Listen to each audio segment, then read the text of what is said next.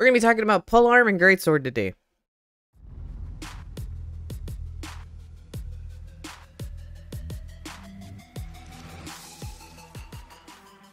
Hey, Blabians, it is Sister Greta here. Hopefully y'all are having a great day. I'm having a great day. We're back today in the lovely Venture of the Tales because we're going to be going over two classes. We're going to be going over Greatsword and Polearm. So, if you have not already, please make sure you smash the level like button, do the same subscribe button. I'd greatly appreciate it. Helps me out a lot. And we're going to also go swimming today. There's no swimming animation. I now can breathe underwater. I am Aqua Lady. Okay. So we're going to be talking about the two advanced classes of Polearm and Greatsword. So I'm kind of grouping these two together because they play very similarly. I'm grouping these two together because they kind of play the same. And so I kind of can work both into the same video. So how to unlock both of these. For Polearm, you need level 20 hammer and level 20 axe. And for Greatsword, you need level 20 hammer and level 20 sword. So, good way to unlock both of these is actually just level up hammer all the way and then level up sword and axe together. Which, those are actually pretty good combos. So, let's kind of go over the key difference of each of the classes to each other, and then we'll kind of go over some stuff that you can get in order to equip them. So, Polearm generally has a AoE, so as you stand around mobs, it is able to basically attack in a circle. Its primary attack it does a big sweeping arch all around it, so it's really nice. It has a good flow to it. Of the melee classes, it's one I personally enjoyed a lot more. So if you hear me kind of being a little bit happier about these two, they had more of a better dance, a better flow to it, so to speak. And Greatsword kind of has the same thing, but as you swing your sword around, you're able to hit things in front of you and behind you. Again, it is another one of those classes that you are going to be hitting multiple targets at the same time. It has really good AoE.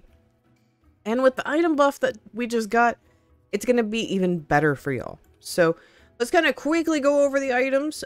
This is a build that was recommended to me by Dark Angel. He's one of the plebs that's on my Discord. Really great pleb. This does a ton of damage. It's really nice. So let's kind of go over this real quick. A lot of the items are kind of the same from others. So we're going to have that bone necklace. You're going to have rabbit's foot starting off. Hand wraps, going to be a good thing starting off as well. We get a little bit of a jump to where we get to that living flame, that level 22 item. And then we're also going to be having the leather hand wraps, so the level 22 one. Weighted pommel. Bandit's head axe, which, again, I've kind of gone over a lot of these items. The Thunderstone.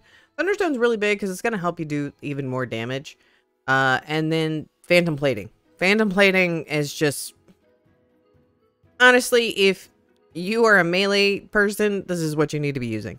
And I actually got recommended to use Burning Blood, which if you haven't used Burning Blood before, basically you take health to get attack speed, lifesteal, and weapon damage. So if you're willing to risk it all, you can.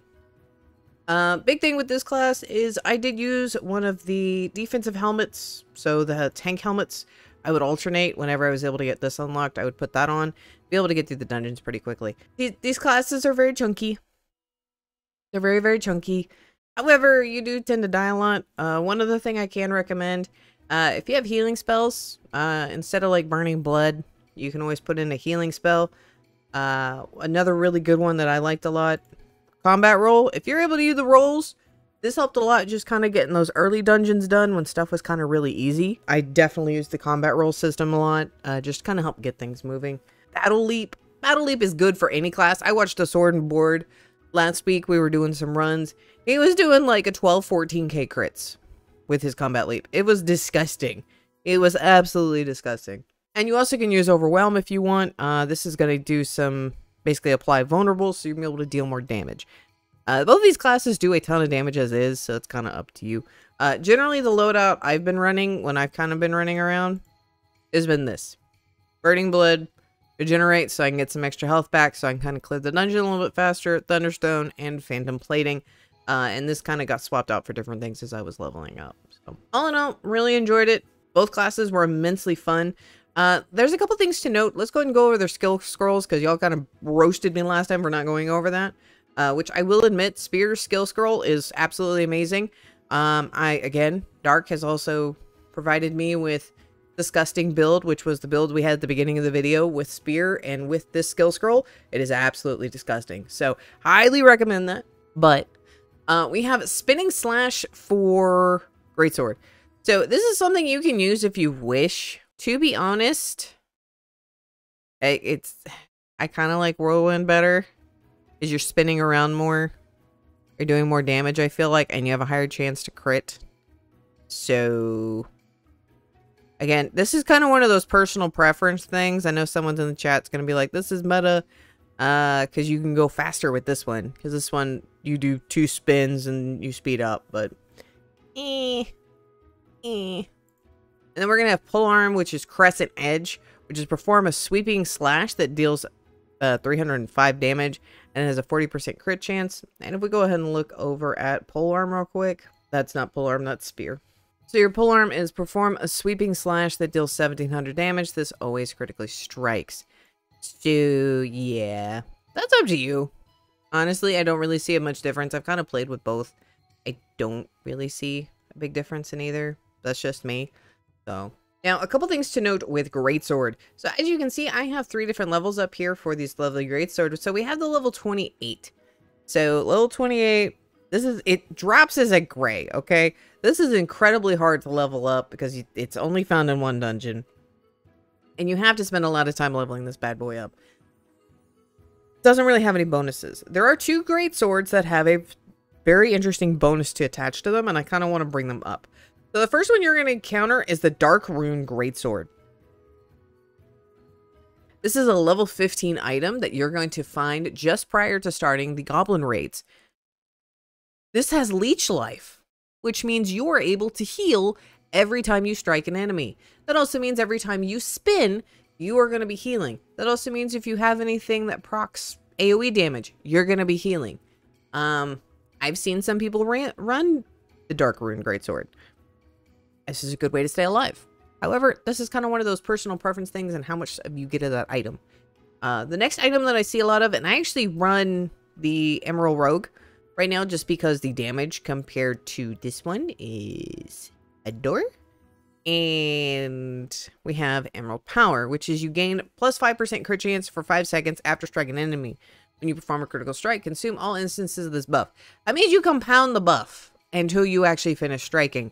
Which means when you get a critical strike, Thunderous Strikes goes off, which you deal enemy with chain lightning damage. Yeah. So generally, when I have been running this while I was leveling this up, once I got the Emerald Rogue, that's kind of what I was running with because you do a lot of damage. You do a lot of damage. Let's go ahead and hit this button and then hit this. And that was just the AoE, just kind of sitting there. So, yeah, that's nice. It's not the best, no. I'm pretty sure there's a more OP build. I could probably get rid of the heal and it would be a lot better. However, I really like it. I do want to talk about the passives for these two because polearms are great. Greatsword is like the selfish little child screaming about something. So Greatsword, it gives you a 2-handed weapon, basically bonus or damage, at level 15, and then you get a 5% crit chance just for Greatsword at level 30. So again, a selfish child. Because compared to Polearm, we have 5% weapon damage globally and a 5% max health boost. So honestly, honestly, I leveled up Polearm first. I had more fun playing with Polearm. It was a lot easier to work with. I was able to feel confident doing damage, stuff like that. So I feel like it's a little bit easier of a class. Greatsword is still fun. Do not get me wrong. I had a fun time doing Greatsword. It was a lot of fun. Compared to the other melee classes like Axe and Sword and Spear, I didn't have that much fun with. I'm just being honest here. I hated Spear and I got so much grief for it. And y'all deserve to give me that grief. I will willingly take that. So I am hoping that we get a new class soon. I hope we get the katana soon. I'm maxed out. And there's kind of been guides for other stuff going on. So this is kind of probably going to be my end for Venture Tale until we get a new class. If you're wanting to know how to build for like healing or defense, you can kind of ask me on Discord or in the comments section. I'll go ahead and answer it. But I feel like at this point, we kind of just waiting for them updates. I mean, I love the game. Trust me. I absolutely love the game. It is a ton of fun, but just kind of waiting on that, them updates right now. So, Labs, thank you for making it to this part of the video. I greatly appreciate it, and I see you next time.